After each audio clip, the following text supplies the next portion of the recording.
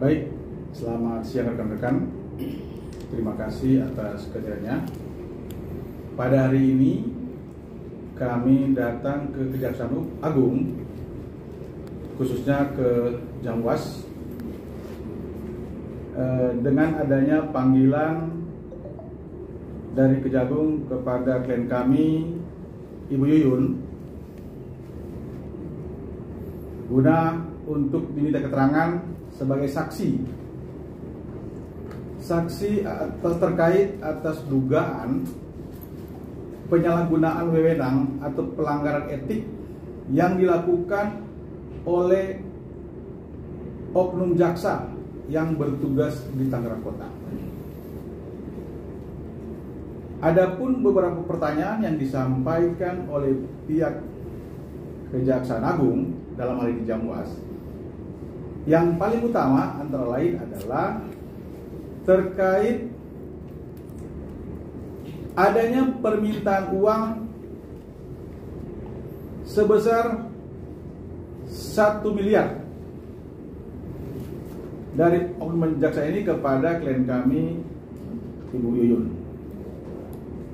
Kemudian pertanyaan utamanya lagi adalah terkait oknum jaksa tersebut menuduh kepada klien kami, yaitu adanya dugaan penganiayaan.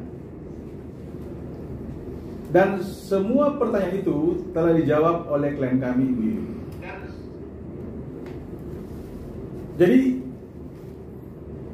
pertanyaan-pertanyaan yang disampaikan oleh pihak Jamwas itu sudah sesuai dengan fakta yang terjadi di lapangan, dan juga ada data dan bukti-bukti yang sudah kami berikan kepada pihak Jamwas.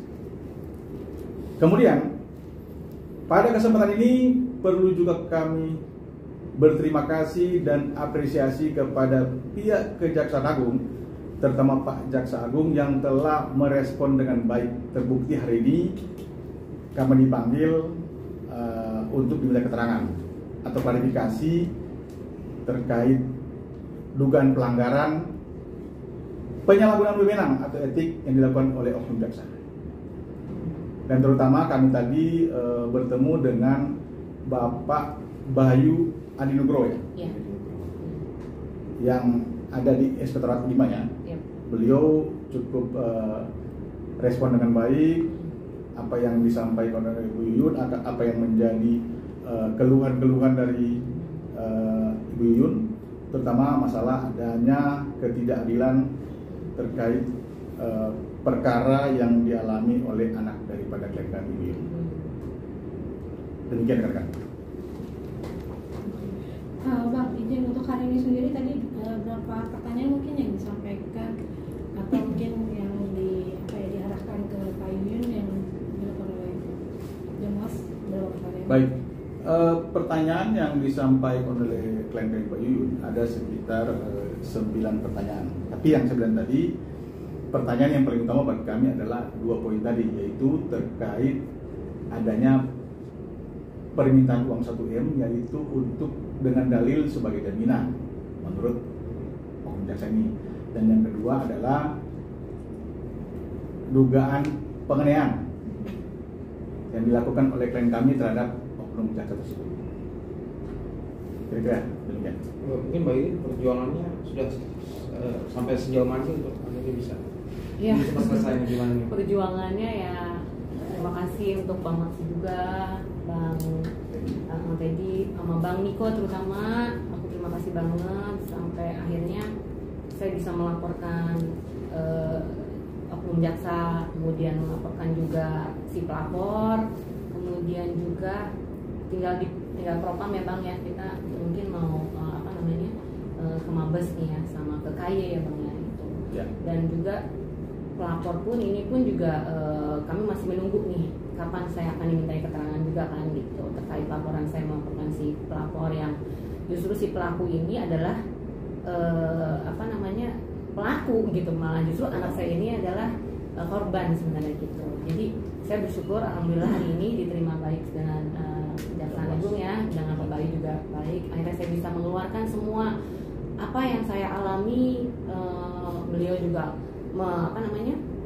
memberi ruang kesempatan gitu, apa saja Mbak pelanggaran yang dilakukan oleh oknum jaksa kami gitu ya. Jadi rasanya saya lega gitu hari ini dari laporan saya kemarin tanggal 9 Agustus ya Bang ya. Hari ini saya baru dimintai keterangan dan nanti hari Senin atau Selasa mungkin jaksa tersebut akan dipanggil gitu. Jadi di situ terkait permintaan 1 miliar dari oknum jaksa tersebut sangat besar menurut saya. Itu kan dengan dalil apapun sudah ada permintaan secara langsung terkait uang 1 miliar itu. Dengan dalil apapun itu tidak wajar, tidak normal gitu istilahnya bagi kami, apalagi rakyat kecil hari ini. Mungkin pengusaha yang baru bangkit dari COVID pun juga dengan nilai 1 miliar, apa tujuannya, itu satu. Dan yang kedua mengenai tuntutan dari 2 terdakwa itu kan rendah, 7 bulan, diputus 3 bulan dan saat ini bebas. Tetapi anak saya dituntut 1,6 tahun, kemudian diputus 1 tahun, dibanding oleh jaksanya hingga naik 1,6 tahun, terus saat ini dikasasi. Itu kan udah ada ketidakadilan gitu. Apa tujuan mereka gitu kan? Nah kemudian oknum tersebut juga pernah meminta pertanyaan dari si pelapor perempuan ini, dari 3 terdakwa ini mana yang mau dimajukan ke pengadilan? Itu kan lucu gitu kan? Rasanya nggak wajar, ini ada apa gitu kan? Itu yang saya tuangkan semua. Kemudian adanya perkara ini di-split menjadi 2 perkara gitu kan? Karena yang 2 ini memberikan apa yang diminta oleh jaksa, sedangkan saya tidak. Jadi di sini ada ketidakadilan. Ada satu yang dikorbankan, yaitu anak saya. Itu yang saya semua utarakan semua gitu. Dan saya juga minta kepada pihak dari penyidik tadi dari kejaksaan, saya juga minta bahwa saya juga melihat ada berita jaksa anak ini memang sudah kebiasaan diduga menerima gratifikasi dan juga sering memberi keterangan palsu. Jadi ibarat dengan menghalalkan segala cara dia mengemas untuk supaya terjerat gitu. Nah ini juga yang dialami oleh anak saya. Makanya ini pun saya tuangkan juga semua di Jamwas tadi, semua unek-unek saya, semua apa yang saya alami pada saat di persidangan maupun pada saat di kejaksaan ada permintaan uang tersebut, saya tuangkan semuanya kepada Bapak penyidik dan alhamdulillah diterima dengan baik dan semuanya sedetail-detailnya apa yang saya alami bukan dongeng, inilah yang saya alami. Saya berharap supaya nanti bisa oknum jaksa tersebut ini bisa ada tindakan dari pihak Kejaksaan Agung, itu aja. Dan berharap supaya anak saya juga dalam hal ini bisa dibebaskan statusnya dan juga dipulihkan nama baik. Karena ada bukti tambahan ketika dari saksi tadi, ada bukti tambahan mungkin yang dilakukan. Oke, untuk bukti-bukti sebelumnya memang di tanggal 9 kami sudah membuat pelaporan dan kemudian dilampirkan dengan bukti-bukti. Dan tadi memang ada bukti-bukti yang tambahan yang sudah kami serahkan kepada pihak Jamwas, dalam ini Pak Bayu Adi Nugro ya. Ya, betul. Dan perlu juga kami sampaikan kepada rekan-rekan bahwa ini kan terkait masalah anak, perkara anak. Di dalam perkara anak ini ada yang namanya undang-undang sistem peradilan anak. Jadi memang dalam hal perlakuan penyidik ataupun JPU terhadap anak itu treatmentnya berbeda dengan orang dewasa. Nah, ini yang kami sampaikan kepada pihak Jamwas dalam Kejagung bahwa ada ketidaksesuai dengan undang-undang tentang anak yang diberlakukan, yaitu yang mereka melakukan penangkapan dengan cara-cara yang tidak sesuai dengan undang-undang peradilan anak. Nah, ini semua sudah kita sampaikan kepada pihak Jamwas dan memang pada kenyataannya pihak Jamwas dalam ini Pak Bayu sangat-sangat merespon baik dan memberikan kesempatan seluas-luas kepada Mbak Yuyun untuk menyampaikan apa yang menjadi keluhan. Dan ini memang inilah salah satu kami melihat poin positif terhadap Kejaksaan Agung yang memberikan kesempatan terbuka kepada Mbak Yuyun selaku masyarakat kecil yang notabene sempat mau dijadikan objek lah. Kami tidak bicara soal instansi atau lembaga, tapi ini bicara oknum jaksa, personality bukan secara kelembagaan atau instansi. Itu yang kami lakukan keberatan. Makanya ya sekali lagi kami pihak Pak Yuyun selaku kuasa hukum sekali lagi mengucapkan terima kasih dan apresiasi kepada pihak Kejaksaan Agung, terutama Bapak Jaksa Agung yang kami hormati. Demikian. Jadi kondisi anak sendiri sekarang seperti apa gitu? Sempat menanyakan di sini, mungkin prosesnya sudah sejauh mana atau Yuyun juga masih pengen tahu Iya. prosesnya. Iya, anak saya saat ini sudah agak apa ya, mau saya ya agak lega lah ya istilahnya bahwa dari proses yang sudah aku lalui untuk memperjuangkan keadilan buat anak, akhirnya hari ini walaupun dengan sabar ya istilahnya, mudah-mudahan saya percaya gitu Tuhan pasti akan memberikan pertolongan gitu, istilahnya semua ini akan diproses gitu.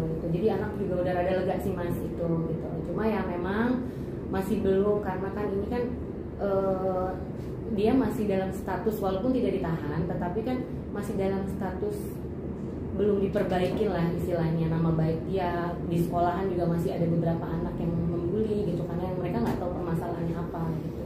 Apalagi dia sekarang kelas 3 yang menghadapi ujian, jadi otomatis saya pun selain mensupport diri saya sendiri, saya juga mensupport anak saya ya. Saya bikin seneng aja lah, ajak jalan apalah kalau pas lagi weekend gitu sih. Berarti sempat ada ketakutan ketemu orang tuanya.